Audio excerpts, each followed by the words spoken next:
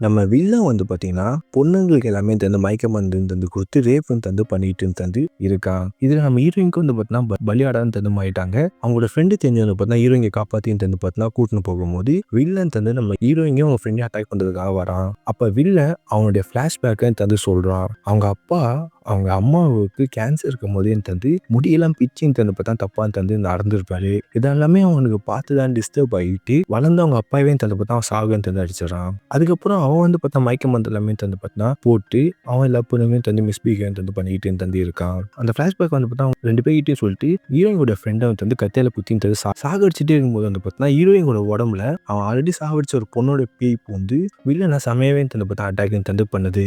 ஒரு கண்ணை நோண்டியும் தந்து வெளில தந்து எடுத்ததா முன்னூறு கண்ணியன் நோண்டி எடுக்க போகும்போது அந்த ஃப்ரெண்டுன்னு தந்து பார்த்தா சொல்றான், அந்த மாதிரி அவன் கொலை கேஸில் போயிடுவா, நீ இந்த மாதிரி பண்ணாத அப்படின்னு சொல்லி பேய் வந்து பார்த்தா புரிஞ்சுட்டு அந்த இடத்த விட்டு தந்து போயிடுது. அடுத்த நாள் வந்து பார்த்தா போலீஸ் வந்து வில்லனை பிடிச்சி ஜெயிலில் போட்டுறாங்க. ஹீரோயினையும் அவங்க ஃப்ரெண்டையும் தந்து காப்பாற்றிடுறாங்க. நம்ம வில்லன் ஜெயிலில் தந்து பார்த்தா இருக்கான். பேய் வந்து நம்ம வில்லனை பார்த்து சிரிச்சிட்டே தந்து இருக்கு.